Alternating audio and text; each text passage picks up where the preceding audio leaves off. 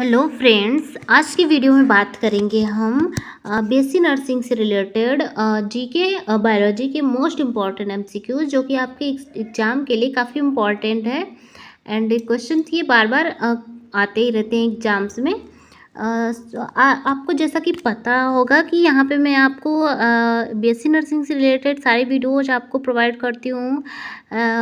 सारे videos like application form कैसे fill करने, कब रिलीज होंगे, क्या पैटर्न है एग्ज़ाम का, एंड कैसे एग्ज़ाम को हमें अटेम्प्ट करना है, एंड कितने क्वेश्चंस आते हैं, मार्क्स कितने रहते हैं, कितने रैंक हमको लाने रहते हैं। सो आज वीडियो आपको मैं यहाँ पे प्रोवाइड करती रहूँगी। एंड आज की वीडियो में हम क्वेश्चंस कुछ प्रैक्टिस करेंगे। वीडियो को ध्यान से लास्ट तक पढ़िएगा। मैं हर एक क्वेश्चंस को एक्सप्लेन करके आपको समझाऊंगी ताकि आपको अच्छे से लर्न हो एंड अच्छे से क्लियर हो। चलिए बात कर लेते हैं। फर्स्ट क्वेश्चन है, एक्वाइटर इज आल्सो कॉल्ड एज। एक्वाइटर है, एक्वाइटर वर्ड है, ओके। मान लीजिए आपको नहीं पता, फिर भी एक्वाइटर इज आल्सो कॉल्ड एज। एक्वाइटर को हम क्या बोलते हैं? Bronchocele, larynx and autoimmune disease and inflammation.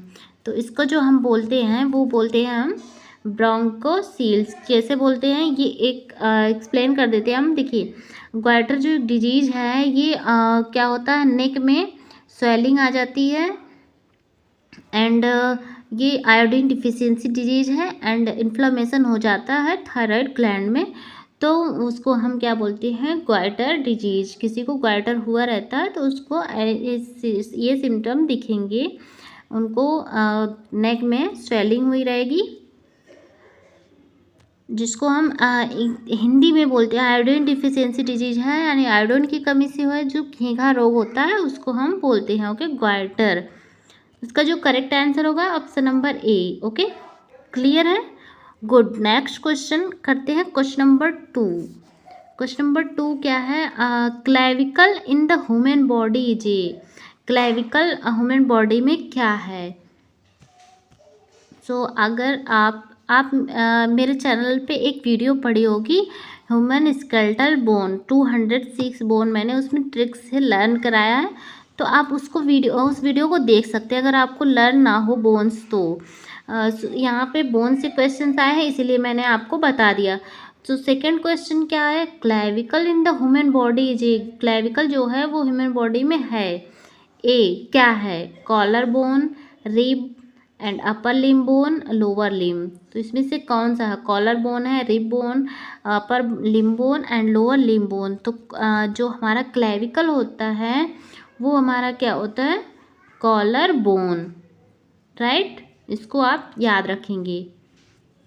Next question, question number 3। अच्छे से आपको समझ आया ना? ओके। थर्ड क्वेश्चन क्या है? द कॉर्क सेल्स आर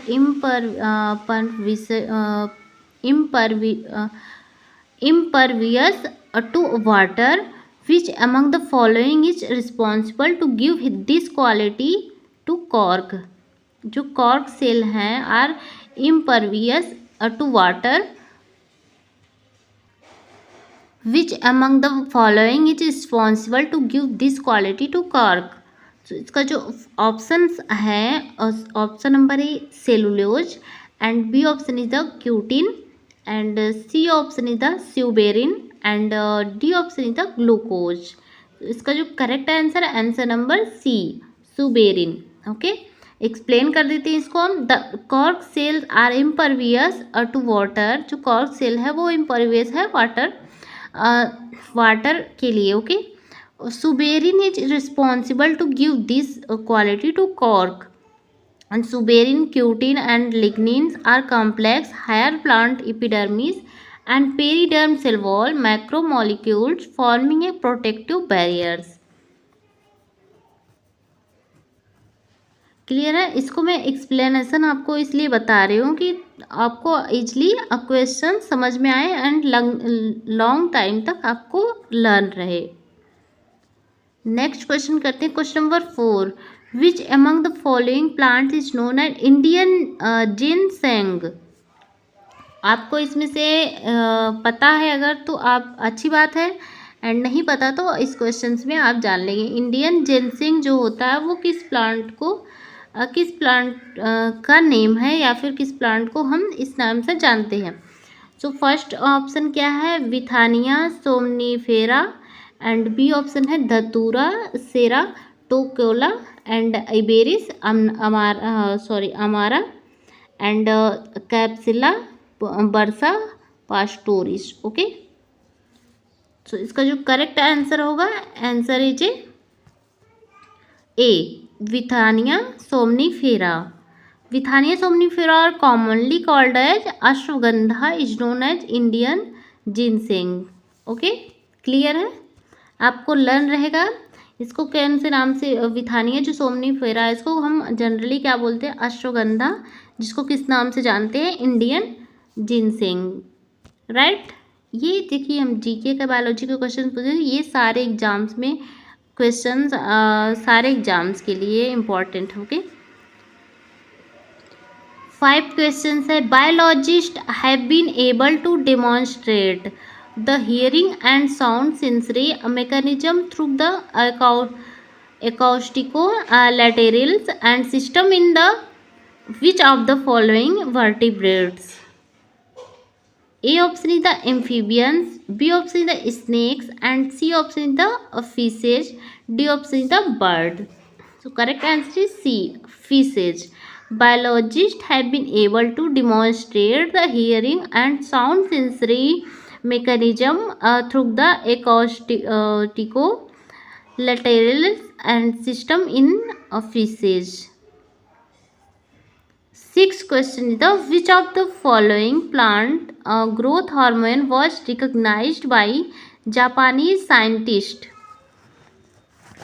इसमें से कौन सा प्लांट का ग्रोथ हार्मोन जो कि रिकग्नाइज्ड हुआ था जापानीज साइंटिस्ट के द्वारा? Option number A auxin, and B option the gibberellin, and C option the abscisic acid, and D option the cytokinin. So correct answer is gibberellins. Gibberellins first recognise in 1926 by, जो ये gibberellins है वो 1926 में जापानी scientist के द्वारा recognise किया गया था। Ichi Kurosawa, he was studying foolish seedling disease in rice called as bakani. Okay, clear? Next 7 questions. Which of the following statement is not true regarding the vitamin C? Question क्या कह रहा है, इसमें से कौन सा स्टेटमेंट जो कि ट्रू नहीं है किसके लिए, विटामिन सी के लिए। तो आपको अगर विटामिन सी के फीचर पता होंगे, क्या होता है विटामिन सी, तो आप इसमें मतलब अच्छे जो ट्रू रहेंगे क्वेश्चन स्टेटमेंट जो ट्रू रहेंगे वो उसको आप छांट लीजिएगा, एंड जो ट्रू नहीं लगेगा आपको उस पर आप टिक कर सकते हैं। अगर आपको एग्जाम में मान लो क्वेश्चंस नहीं आ रहे हैं तो आप ट्रिक के माध्यम से इसको सॉल्व करेंगे।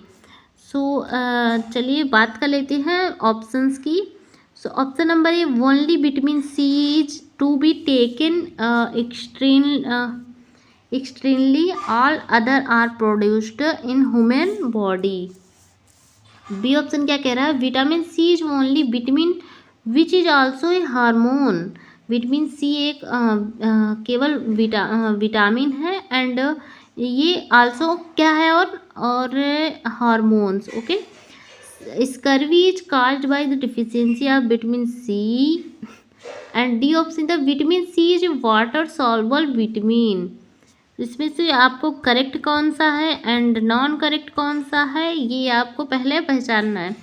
इसका जो आंसर होगा, answer is A B, vitamin C is the only vitamin which is also a hormone. ये स्टेटमेंट जो है आपका ट्रू नहीं है। क्यों? विटामिन सी एक विटामिन ही नहीं है, विच इज आल्सो हार्मोन, ये कह रहा है ऑप्शन। तो ये ऑप्शन हमारा क्या है, राइट है। क्यों? देखिए फिर विटामिन सी जो वाटर सॉल्युबल विटामिन, जो विटामिन सी है वो हमारा वाटर सॉल्युबल विटामिन 2 टाइप के होते हैं, water soluble and fat soluble. Okay, आपको नहीं पता तो आप याद रखिए। Okay, scurvy is caused by the deficiency of vitamin C. Human body can not produce vitamin C, hence it is taken externally. Vitamin C is not a hormone. Okay, next question करते हैं। Question number 8, Bowman's capsule work as a part of the functional unit of which among the following human physiological system?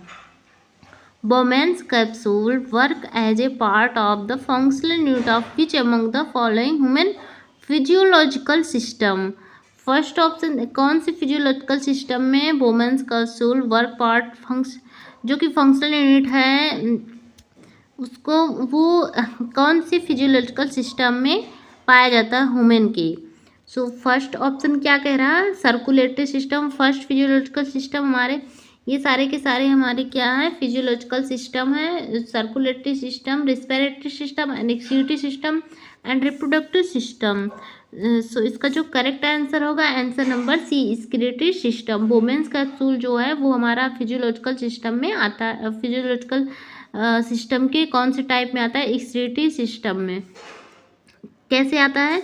जो हमारा, इसको आप थोड़ा trick से याद रख सकते हैं। जो हमारा होता है नेफ्रॉन होता है, यानी कि जो यूरिन फॉर्मेशन आपने जहाँ जब पढ़ा होगा तो उसमें हमारा बोमेंस कैप्सूल इस टाइप के बावल लाइक स्ट्रक्चर इसका रहता है, तो वो हमारा बोमेंस कैप्सूल होता है।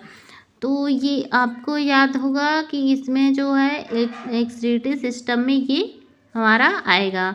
बोमेंस capsule is related to the process of ultra filtration in the functional unit of kidneys called nephrons. देखिए मैंने बताया ना, therefore it is a part of excretory system. So इसीलिए ये एक्सक्रीटरी सिस्टम का पार्ट है।